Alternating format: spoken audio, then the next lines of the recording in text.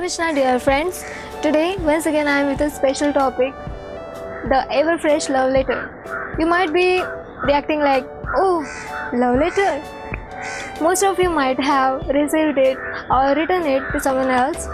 Well, Wikipedia says a love letter is a romantic way for expressing your loving feelings in a written format. It also talks about the first love letter found in the world.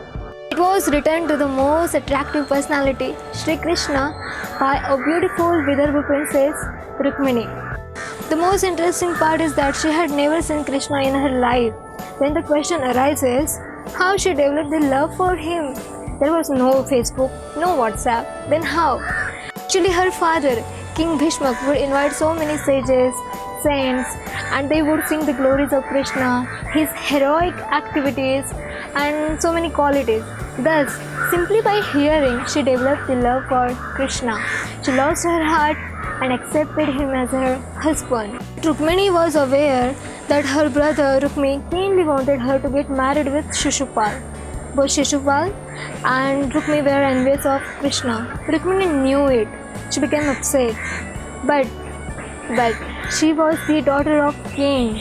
She was very bold, courageous, and furthermore, she would rather die than lose Krishna. So considering all this, she wrote an explicit letter begging Krishna to marry with her.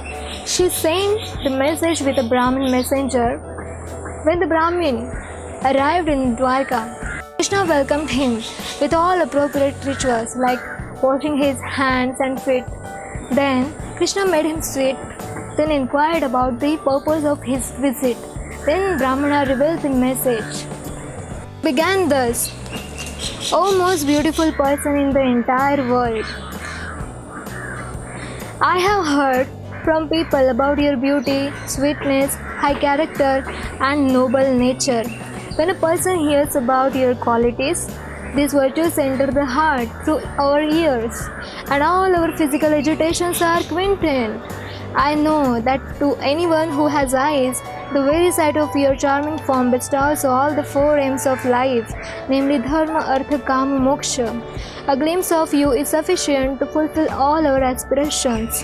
Hence, my mind shamelessly enters into you. Let me say, how shameless is the Rukmini? She's writing a letter like this. Rukmini says, 50% I am to be blamed for writing a letter like this, but 50% you are also responsible, because in the entire creation no one is beautiful and charming as you are. So 50% blame goes to you also. Your attractiveness is so enchanting that it makes people act shamelessly. Rukmini further says, O Mukunda, you are equal only to yourself in lineage, character, beauty, knowledge, youthfulness, wealth, and influence. O lion among men, Narasimha, you delight the minds of all mankind. What aristocratic, sober-minded, and marriageable girl of a good family would not choose you as her husband when the proper time has come? So far, Krishna has enjoyed the pastimes in Vrindavan, then in Mathura, now he is in Dwarka. And the first time, the proposal for marriage has come like this, and so Rukmini ji is afraid. She is thinking like Krishna might think, so far I had many relationships, but I never had the burden of marriage and serious responsibility, where I was bounded by rules and regulations, where I have to go back home and report and someone is overseeing my activities. I'll always have to answer Rukmini why I came early, why I became late. All my location will be traced. I will lose the law of independence. So, Rukmini Devi says, you are a Narasimha. You appeared in the form of half man, half lion. And your form was so ferocious that even Lakshmi Devi could not control. So who am I? I will also not control you. So even after marriage, you continue being a free bird. You can do whatever you like, but marry me. Therefore, my dear Lord, I have chosen you as my husband. I surrender myself to you. Please come swiftly, Almighty One, and make me your wife. My dear lotus-eyed Lord, let Shishupal never touch the hero's portion like a jackal stealing the property of a lion.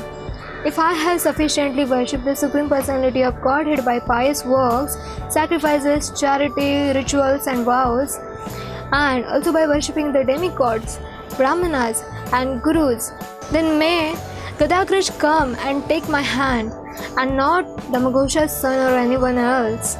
O conquerable one, tomorrow when my marriage ceremony is about to begin, you should arrive unseen in Vidarbha and surround yourself with the leaders of your army. Then crush the forces of Chaitya and Magadendra and marry me in the Rakshasa style, winning me with your valor. There are 7 styles of marriages. One of the style is Rakshasa style, where the boy goes, kidnaps the girl and marry her. She mentions that this type of marriage was applicable in the previous years only. Furthermore, Princess Rukmini says that I shall be staying in the inner chambers of palace. So you might be wondering that how can I carry you without killing relatives. So I will tell you the way that one day before the marriage there is a grand procession where the bride goes outside the city to visit goddess Girija.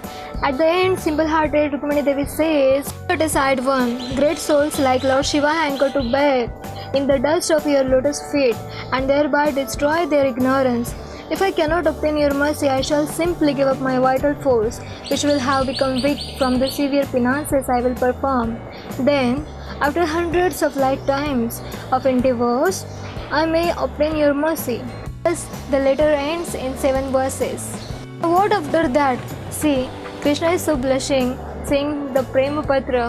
Surely he has accepted the proposal of Rukmini. Krishna disguises himself and enters into the Vidarbha kingdom. And there, Queen Rukmini is very anxious, desperately waiting for the Brahmana's arrival. The day before marriage, she goes outside the palace, worshipping Mother Parvati, and returning, suddenly Krishna jumps out, picks up the Rukmini and places in the chariot. Shishupal, Rukmi, everyone was there, but nobody could figure out what's happening. Krishna had lot of experiences of stealing in Vrindavan. Raja Prasiddha Navneeta Choram, no one can beat him. Just like that, he stole Rukmini away.